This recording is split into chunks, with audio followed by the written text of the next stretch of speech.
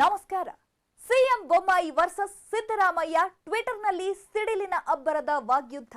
ಸಿದ್ದು ಹೇಳಿದ ಜಂಗಲ್ ರಾಜ್ ಕಥೆ, ನೈತಿಕ ಪೊಲೀಸ್ಗಿರಿಗೆ ಬೊಮ್ಮಾಯಿ ತಿರುಗೇಟು, ಟಗರು ಗುಟುರು ಸಿಡಿದೆದ್ದ ಸಿಎಂ. ಏನಿದು ಹಳೆಯ ಫೋಟೋಗಳ ರಹಸ್ಯ?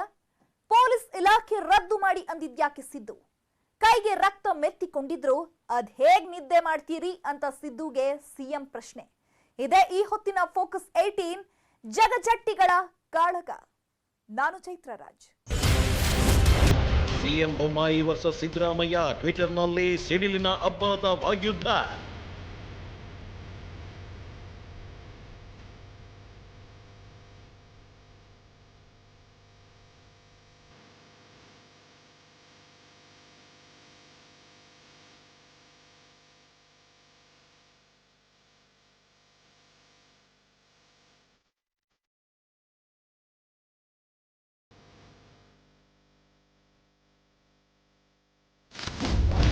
ಸಿದ್ದು ಹೇಳಿದ ಜಂಗಲ್ ರಾಜ್ ಕತೆ, ನೈತಿಕ ಪೊಲೀಸ್ಗಿರಿಗೆ ಬೊಮ್ಮಾಯಿ ತಿರುಗೇಟು, ಟಗರು ಗುಟುರು ಸಿಡಿದಿದ್ದ ಸಿಎಂ. ಏನಿದು ಹಳೆ ಫೋಟೋಗಳ ರಹಸ್ಯ?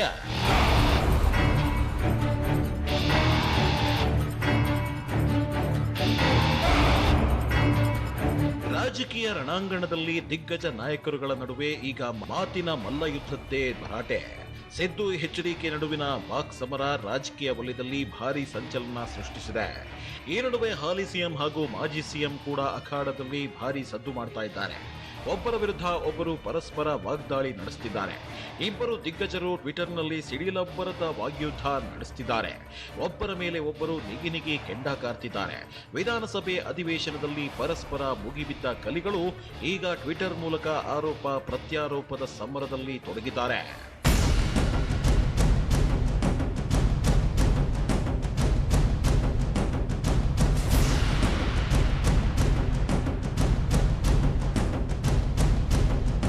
ಸಿಎಂ ಬೊಮ್ಮಾಯಿ ವರ್ಸಸ್ ಮಾಜಿ ಸಿಎಂ ಸಿದ್ದರಾಮಯ್ಯ ಟ್ವಿಟರ್ನಲ್ಲಿ ಒಬ್ಬರ ವಿರುದ್ಧ ನೇರ ಟೀಕಾ ಪ್ರಹಾರ ಮಾಡಿದ್ದಾರೆ. ಸಿದ್ದು ಜಂಗಲ್ ರಾಜ್ ಕತೆ ಹೇಳಿದ್ರೆ ನೈತಿಕ ಪೊಲೀಸ್ಗಿರಿಗೆ ಬೊಮ್ಮಾಯಿ ತಿರುಗೇಟು ನೀಡಿದ್ದಾರೆ. ಟಗರು ಗುಟುರು ಹಾಕಿದ್ರೆ ಸಿಎಂ ಸಿಡಿದೆದ್ದಿದ್ದಾರೆ. ಹಳೆ ಫೋಟೋಗಳನ್ನ ಕೆದಕಿ ಮಾತನಾಡ್ತಿದ್ದಾರೆ ಸಿದ್ದು. ಬೈ ಎಲೆಕ್ಷನ್ ಹೊಸ್ತಿಲಲ್ಲೇ ಇಬ್ಬರು ನಾಯಕರ ನಡುವೆ ಜಂಗಿ ಕುಸ್ತಿ ನಡೀತಿದ್ದು, ನಾನಾ ನೀನಾ ನೋಡೇ ಬಿಡೋಣ ಅಂತಿದ್ದಾರೆ. ಇಬ್ಬರು ಟ್ವಿಟರ್ನಲ್ಲಿ ಬಡಿದಾಡ್ತಿದ್ದಾರೆ. ಸಿದ್ದು ಬೊಮ್ಮಾಯಿ ನಡುವೆ ಟ್ವೀಟ್ ವಾರ್. ನೈತಿಕ ಪೊಲೀಸ್ಗಿರಿ ವಿಚಾರದಲ್ಲಿ ಇಬ್ಬರ ನಡುವೆ ಕಾದಾಟ. ಏಟಿಗೆ ಎದಿರೇಟು, ಕೌಂಟರ್ಗೆ ರೀಕೌಂಟರ್, ಸೇರಿಗೆ ಸವಾ ಸೇರು. ಸಿಎಂ ಹಾಗೂ ಮಾಜಿ ಸಿಎಂ ಟ್ವಿಟರ್ನಲ್ಲಿ ಮದಗಜಗಳಂತೆ ಕಾದಾಡ್ತಿದ್ದಾರೆ. ಒಬ್ಬರಿಗೆ ಒಬ್ಬರು ಪ್ರತಿ ಪಂಚ್ ಕೊಡ್ತಿದ್ದು ಇಬ್ಬರ ಕದನ ಭಾರಿ ಸದ್ದು ಮಾಡ್ತಿದೆ. ಸಿಎಂ ಬಸವರಾಜ ಬೊಮ್ಮಾಯಿ ಹಾಗೂ ಮಾಜಿ ಸಿಎಂ ಸಿದ್ದರಾಮಯ್ಯ ನಡುವೆ ಟ್ವೀಟ್ ವಾರ್ ಈಗ ಹೊಸ ಅವತಾರ ಪಡೆಯುತ್ತಿದೆ. ಇತ್ತೀಚೆಗಷ್ಟೇ ಸಿದ್ದರಾಮಯ್ಯ ಟ್ವೀಟ್ ಮಾಡಿ ನೈತಿಕ ಪೊಲೀಸ್ಗಿರಿ ಬಗ್ಗೆ ಪ್ರಶ್ನಿಸಿದ್ರ. ಆಕ್ಷನ್ಗೆ ರಿಯಾಕ್ಷನ್ ಇರುತ್ತೆ ಅಂತ ಹೇಳುವ ಮೂಲಕ ಯಾವ ಕಾಡಿನ ನ್ಯಾಯವನ್ನ ಪಾಠ ಮಾಡುತ್ತಿದ್ದೀರಿ ಬೊಮ್ಮಾಯಿ ಅವರೇ? ಪೊಲೀಸ್ ಇಲಾಖೆಯನ್ನ ರದ್ದು ಮಾಡಿ ನಿಮ್ಮ ಪರಿವಾರಕ್ಕೆ ಕಾನೂನು ಪಾಲನೆಯ ಕೆಲಸವನ್ನ ವಹಿಸಿಕೊಡುವ ದುಷ್ಟ ಉದ್ದೇಶವೇನಾದರೂ ನಿಮಗಿದೆಯಾ ಅಂತ ಪ್ರಶ್ನಿಸಿದ್ರ. ಸಿಎಂ ಬೊಮ್ಮಾಯಿ ನೈತಿಕ ಪೊಲೀಸ್ಗಿರಿಯನ್ನ ಸಮರ್ಥಿಸಿಕೊಳ್ಳುತ್ತಿರೋ ರೀತಿಯನ್ನ ನೋಡಿದ್ರೆ ರಾಜ್ಯದಲ್ಲಿ ಕಾನೂನು ಮತ್ತು ಸುವ್ಯವಸ್ಥೆ ಕುಸಿದಂತೆ ಕಾಣುತ್ತಿದೆ ಅಂದಿದ್ರು. ಕೈಗೆ ರಕ್ತ ಮೆತ್ತಿಕೊಂಡು ಅದ್ಹೇಗೆ ಮಲಗುತ್ತಿದ್ರೆ? ಸಿದ್ದುಗೆ ಬೊಮ್ಮಾಯಿ ತಿರುಗೇಟು. ಇದಕ್ಕೆ ತಿರುಗೇಟು ಕೊಟ್ಟಿದ್ದ ಸಿಎಂ ಬಸವರಾಜ ಬೊಮ್ಮಾಯಿ ಈ ರೀತಿಯಾಗಿ ಟ್ವೀಟ್ ಮಾಡಿದ್ರು. ನಮ್ಮ ಸಮಾಜದಲ್ಲಿ ಪ್ರತಿ ಆಕ್ಷನ್ಗೆ ರಿಯಾಕ್ಷನ್ ಇರುತ್ತೆ. ಕಾನೂನು ಇದಕ್ಕೆ ತಕ್ಕ ಕ್ರಮಗಳನ್ನ ಕೈಗೊಳ್ಳುತ್ತೆ. ನಿಮ್ಮ ಸರ್ಕಾರವಿದ್ದಾಗ ಹಿಂದೂಗಳನ್ನ ಬರ್ಬರವಾಗಿ ಹತ್ಯೆ ಮಾಡಲಾಗ್ತಿತ್ತು. ನೀವು ನಿಮ್ಮ ಮುಂದೆ ಕನ್ನಡಿ ಹಿಡಿದುಕೊಂಡು ನೋಡಿ. ಕೈನಲ್ಲಿ ರಕ್ತ ಮೆತ್ತಿಕೊಂಡು ಅದ್ಯಾವ ರೀತಿ ನಿದ್ದೆ ಮಾಡ್ತಿರೋ ಆ ದೇವರಿಗೆ ಗೊತ್ತು.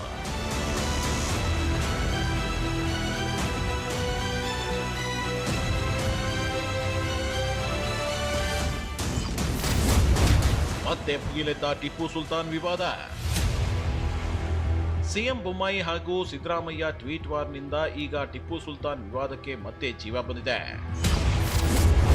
ನಿಮ್ಮ ಅವಧಿಯಲ್ಲಿ ಹಿಂದೂಗಳ ಹತ್ಯೆ ನಡೆದಿತ್ತು.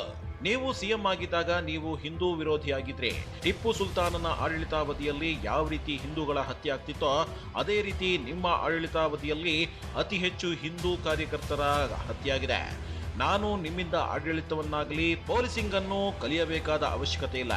ನಮ್ಮಲ್ಲಿ ಕಾನೂನು ಸುವ್ಯವಸ್ಥೆ ಕಾಪಾಡಲು ದಕ್ಷ ಪೊಲೀಸ್ ಅಧಿಕಾರಿಗಳಿದ್ದಾರೆ. ಅವರೆಲ್ಲ ನಿಮ್ಮ ಸರ್ಕಾರ ಅವಧಿಯಲ್ಲಿ ಬಾತುಕೋಳಿಯಂತೆ ಇದ್ರು.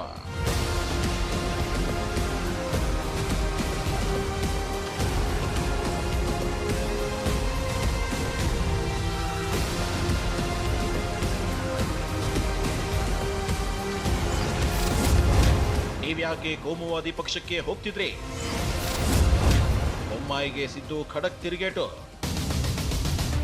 ನಿಮ್ಮಿಂದ ಆಡಳಿತ ಕಲಿಯಬೇಕಾಗಿಲ್ಲ ಎಂದು ಸಿಎಂ ಕೊಟ್ಟ ಏಟಿಗೆ ತಿರುಗೇಟು ನೀಡಿದ ಸಿದ್ದು, ನನ್ನಿಂದ ಆಡಳಿತವನ್ನಾಗಲಿ ಪೊಲೀಸಿಂಗ್ ಆಗಲಿ ಕಲಿಯಬೇಕಿಲ್ಲ ಎಂದು ಹೇಳಿದ್ದೀರಿ. ನನ್ನಿಂದಾಗಲಿ ನಿಮ್ಮ ತಂದೆ SR ಬೊಮ್ಮಾಯಿ ಅವರಿಂದಾಗಲಿ ನೀವು ಏನಾದರೂ ಕಲಿತಿದ್ರೆ ಕೇವಲ ಅಧಿಕಾರಕ್ಕಾಗಿ ಕೋಮುವಾದಿ ಪಕ್ಷದ ಜೊತೆ ಹೇಗೆ ಸೇರಿಕೊಳ್ತಿದ್ರಿ ಅಂತ ಮರುಪ್ರಶ್ನೆ ಹಾಕಿದ್ದಾರೆ.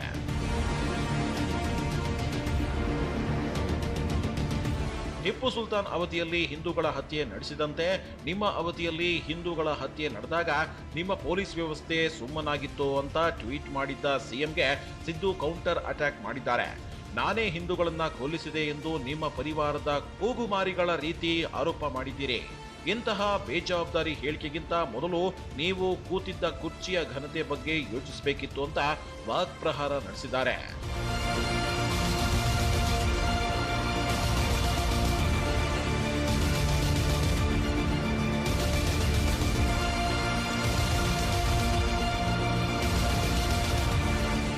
ಹಾಗೆ ಮುಂದುವರೆದಂತೆ ಮತ್ತೆ ಟೀಕಾಪ್ರಹಾರ ಮುಂದುವರೆಸಿದ ಸಿದ್ದು, ಮಂಗಳೂರಿನ ವಿನಾಯಕ ಬಾಳಿಗ ಅವರ ಹತ್ಯೆಯ ಪ್ರಮುಖ ಆರೋಪಿಯಾದ ನರೇಶ್ ಶೆಣಯ್ಯ ಖಾಸಾ ದೋಸ್ತ್ ನಿಮ್ಮ ಪಕ್ಷದ ರಾಜ್ಯಾಧ್ಯಕ್ಷರಾದ ನಳಿನ್ ಕುಮಾರ್ ಕಟೀಲ್.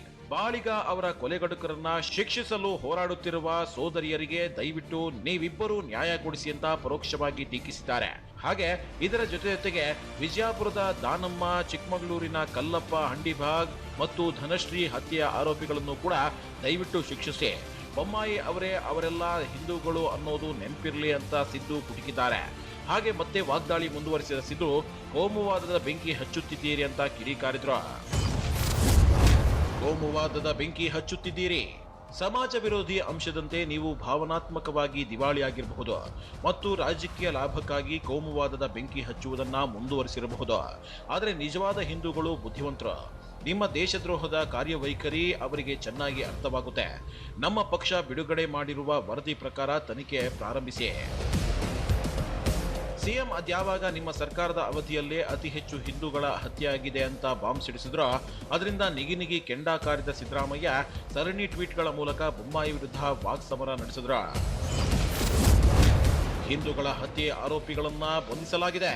2013-18 ನಡುವೆ 10 ಹಿಂದೂಗಳ ಹತ್ಯೆಯ ಆರೋಪಿಗಳು PFI ಮತ್ತು SDPI ಸೇರಿದವರು ಇವರೆಲ್ಲರನ್ನ ಬಂಧಿಸಲಾಯಿತು ಮತ್ತು 11 ಮುಸ್ಲಿಮರು ಮತ್ತು 10 ಹಿಂದೂಗಳ ಹತ್ಯೆಯ ಆರೋಪಿಗಳಾಗಿದ್ದವರು ಬಜರಂಗ ದಳ ಮತ್ತು ಹಿಂದೂ ಜಾಗರಣ ವೇದಿಕೆಯವರು ಮತ್ತು RSS ಸ್ನೇಹಿತರಾಗಿದ್ದಾರೆ.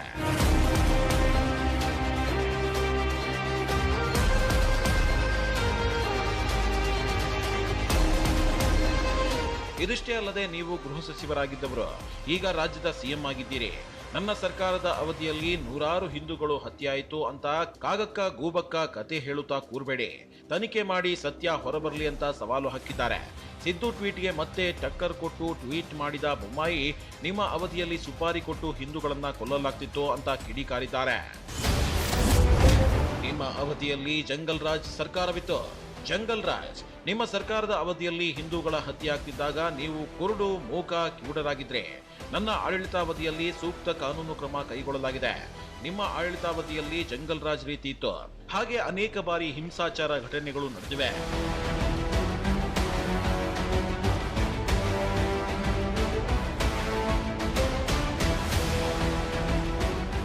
ಇನ್ನು ಮುಂದುವರೆದು ಮತ್ತೆ ಬೊಮ್ಮಾಯಿ ಸರ್ಕಾರವನ್ನ ತರಾಟೆಗೆ ತೆಗೆದುಕೊಂಡ್ರು ಸಿದ್ದು. ನಾನು ಸಿಎಂ ಆಗಿದ್ದಾಗ ಹತ್ಯೆಗೀಡಾದವರೆಂದು ಆರೋಪಿಸಿ ನಿಮ್ಮ ಪಕ್ಷದವರೇ ಕೇಂದ್ರ ಸರ್ಕಾರಕ್ಕೆ ಪಟ್ಟಿ ಕಳಿಸಿದ್ರು. ಆ ಪಟ್ಟಿಯಲ್ಲಿ ಜೀವಂತವಾಗಿ ಇರುವ ಅಶೋಕ್ ಪೂಜಾರಿ ಅವರ ಹೆಸರನ್ನ ಸೇರಿಸಲಾಗಿತ್ತು. ಈ ಮೂಲಕ ನಿಮ್ಮ ಪಕ್ಷ ತನ್ನ ಬಣ್ಣ ತಾನೇ ಬಯಲು ಮಾಡಿಕೊಂಡು ನಗೆಪಾಟಲಿಗೀಡಾಗಿದ್ದು ನೆನಪಿದೆಯೇ ಅಂತ ಗುಡುಗಿದ್ದಾರೆ. ಇದಿಷ್ಟೇ ಅಲ್ಲ, ಕಳೆದ ಕೆಲ ದಿನಗಳ ಹಿಂದೆ ವಿಧಾನಸಭೆ ಅಧಿವೇಶನದಲ್ಲೂ ಇಬ್ಬರು ಮದಗಜಗಳು ಒಬ್ಬರ ವಿರುದ್ಧ ಒಬ್ಬರು ಪರಸ್ಪರ ವಾಕ್ಪ್ರಹಾರಕ್ಕೆ ಇಳಿದಿದ್ರು. ಬೆಲೆ ಏರಿಕೆ, ಅತ್ಯಾಚಾರ ಪ್ರಕರಣಗಳ ಬಗ್ಗೆ ಇಬ್ಬರು ದಿಗ್ಗಜರ ನಡುವೆ ಜಗಜ್ಜಟ್ಟಿ ಕಾಳಗ ನಡೆದಿತ್ತು.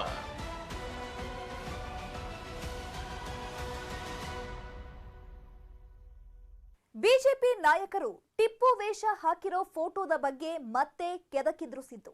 ಟ್ವಿಟರ್ನಲ್ಲಿ ಮಾತ್ರವಲ್ಲ, ಸದನದಲ್ಲೂ ಇಬ್ಬರು ಕಲಿಗಳು ಪರಸ್ಪರ ವಾಕ್ಸಮರ ನಡೆಸಿದ್ದು ಭಾರಿ ಚರ್ಚೆಯಾಗಿತ್ತು. ಈ ಬಗ್ಗೆ ಹೇಳ್ತೀವಿ. Have a small break.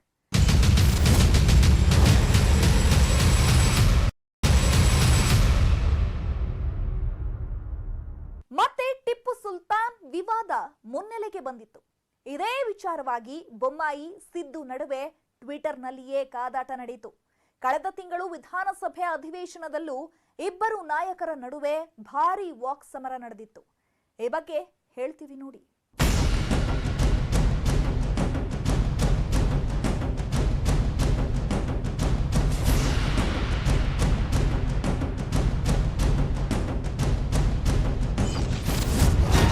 ರಾಜ್ಯವನ್ನು ಜಂಗಲ್ ರಾಜ್ಯ ಮಾಡಬೇಡಿ. ಬೊಮ್ಮಾಯಿ ಸರ್ಕಾರದ ವಿರುದ್ಧ ದಂಡೆತ್ತಿ ಬಂದ ಸಿದ್ದರಾಮಯ್ಯ, ಮುಖ್ಯಮಂತ್ರಿ ಬೊಮ್ಮಾಯಿ ಅವರೇ ಪೊಂಡರು ಕಾನೂನನ್ನ ಕೈಗೆತ್ತಿಕೊಳ್ಳುವ ಅನೈತಿಕ ಪೊಲೀಸ್ಗಿರಿಯನ್ನ ಸಮರ್ಥಿಸಿಕೊಂಡಿದ್ದೀರಾ? ದಯವಿಟ್ಟು ರಾಜೀನಾಮೆ ಕೊಟ್ಟು ಮನೆಗೆ ಹೋಗಿ. ರಾಜ್ಯವನ್ನ ಜಂಗಲ್ ರಾಜ್ಯ ಮಾಡಬೇಡಿ ಅಂತ ಬೊಮ್ಮಾಯಿಗೆ ಚಾಟಿ ಏಟು ಬೀಸಿದ್ರ. ಹಳೆ ಫೋಟೋಗಳ ಬಗ್ಗೆ ಕೆದಕಿದ ಸಿದ್ದರಾಮಯ್ಯ.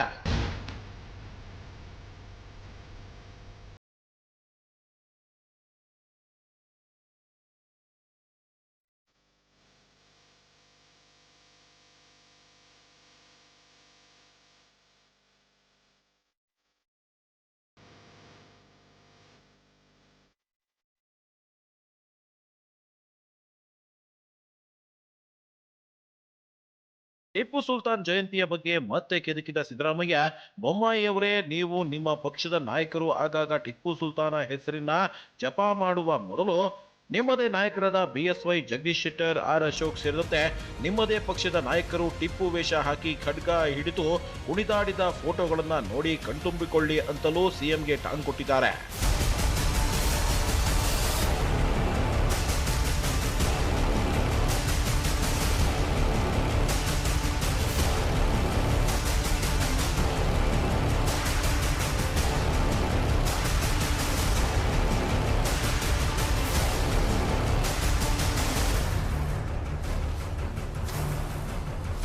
ಸಿಎಂ ಬೊಮ್ಮಾಯಿ ವಿರುದ್ಧ ಟೀಕಾಸ್ತ್ರ ಮುಂದುವರೆಸಿದ ಸಿದ್ದರಾಮಯ್ಯ, ಅನೈತಿಕ ಪೊಲೀಸ್ಗಿರಿಗೆ ಬಲಿಯಾಗುತ್ತಿರುವುದು ಹೆಣ್ಣು ಮಕ್ಕಳು.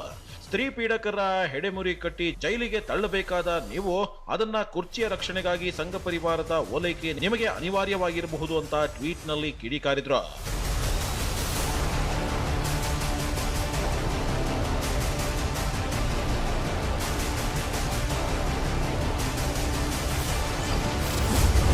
ಸದನದಲ್ಲಿ ಮದಗಜಗಳ ಕಾದಾಟ, ಬೆಲೆ ಏರಿಕೆ ಅತ್ಯಾಚಾರ ಪ್ರಕರಣದಲ್ಲಿ ಟಾಕ್ವಾರ್.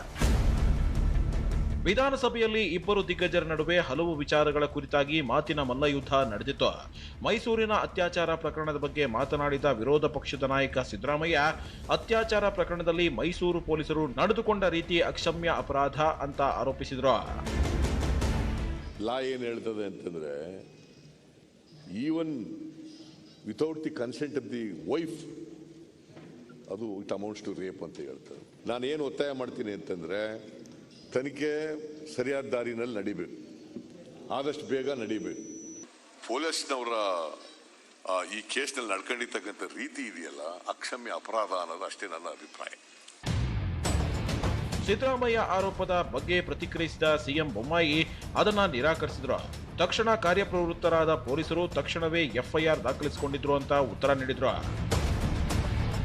ರಾತ್ರಿ 2 ಗಂಟೆಗೆ MLC ಬರ್ತದೆ, ಬೆಳಗ್ಗೆ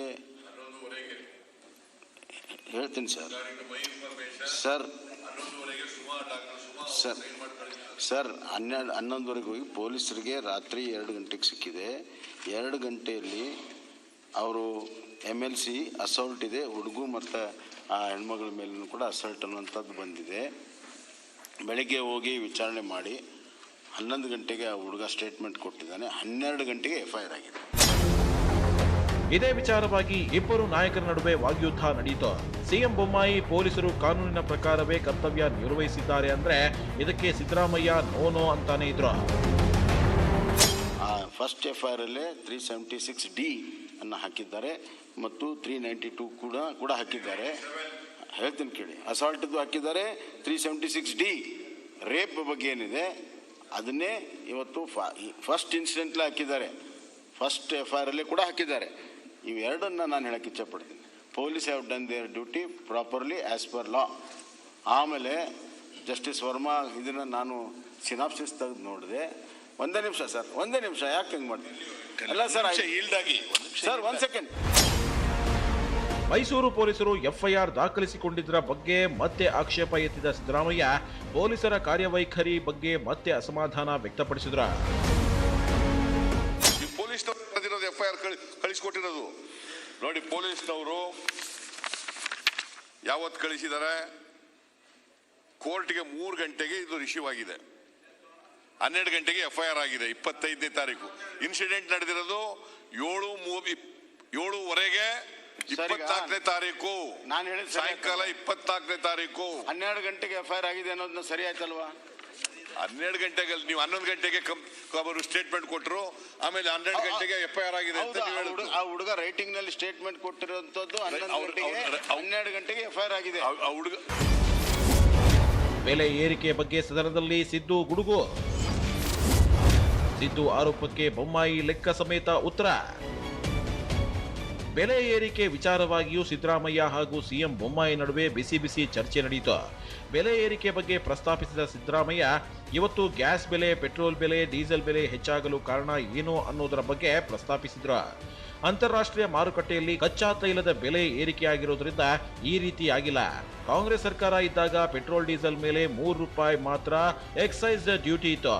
ಆದರೆ ಈಗ ಕೇಂದ್ರ ಸರ್ಕಾರ ಡೀಸೆಲ್ ಹಾಗೂ ಪೆಟ್ರೋಲ್ ಮೇಲೆ ₹31 ವಿಧಿಸಿದೆ. ಎಲ್ಲಿ ₹3, ಎಲ್ಲಿ ₹30, ಸುಮಾರು 9 ಪಟ್ಟು ಬೆಲೆ ಹೆಚ್ಚಾಗಿದೆ. ಇನ್ನು ದಿನನಿತ್ಯ ಸೇವಿಸುವ ದೋಸೆ ಬೆಲೆ ಹತ್ತತ್ರ ₹50 ಆಗಿದೆ.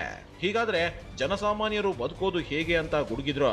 ದೋಸೆ ಬೆಲೆ ಎಷ್ಟು ಏರಿಕೆಯಾಗಿದೆ, ಡೀಸೆಲ್ ಬೆಲೆ, ಪೆಟ್ರೋಲ್ ಬೆಲೆ ಏರಿಕೆಯಾಗಿದ್ದರ ಬಗ್ಗೆ ಲೆಕ್ಕ ಸಮೇತ ಸದನದಲ್ಲಿ ಲಾ ಪಾಯಿಂಟ್ ಹಾಕಿದ್ರು. ಇದಕ್ಕೆ ತಕ್ಕ ತಿರುಗೇಟು ಕೊಟ್ಟ ಸಿಎಂ ಬೊಮ್ಮಾಯಿ ಬೆಲೆ ಏರಿಕೆಗೆ ಕಾರಣವೇನು ಅಂತ ಲೆಕ್ಕ ಸಮೇತ ಉತ್ತರ ಕೊಟ್ರು. ಬೆಲೆ ಏರಿಕೆಗೆ ಕಾಂಗ್ರೆಸ್ ಕೂಡ ಕಾರಣ ಅಂತ ತಿರುಗೇಟು ಕೊಟ್ಟಿದ್ರು. ನಮ್ಮ ನಾಯಕರ ಬಳಿ ನೀವ್ಯಾರು ಬರೋಕ್ಕೂ ಸಾಧ್ಯವಿಲ್ಲ ಅಂತ ಹೇಳಿಕೆ ಕೊಟ್ಟಿದ್ರು. ಇದಕ್ಕೆ ಕೆಂಡಾಮಂಡಲರಾದ ಸಿದ್ದರಾಮಯ್ಯ ಆಕ್ಷೇಪ ಎತ್ತಿದ್ರು. ಈ ಮಾತು ಸದನದಲ್ಲಿ ಕೋಲಾಹಲ ಎಬ್ಬಿಸಿತು. ಹಾಲಿ ಹಾಗೂ ಮಾಜಿ ಸಿಎಂಗಳ ನಡುವಿನ ಟ್ವೀಟ್ ಗುದ್ದಾಟ ದಿನೇ ದಿನೇ ಜೋರಾಗ್ತಿದೆ. ಸಿದ್ದರಾಮಯ್ಯ ಟ್ವೀಟ್ ದಾಳಿಗೆ ಬೊಮ್ಮಾಯಿ ಕೂಡ ಅದೇ ರೀತಿ ಉತ್ತರಿಸಿದ್ದಾರೆ. ಸದನದ ಒಳಗೂ ಸದನದ ಹೊರಗೂ ಜಗ್ಗಜ್ಜಟ್ಟಿಗಳ ಕಾಳಗ ಭಾರಿ ಸದ್ದು ಮಾಡ್ತಿದೆ.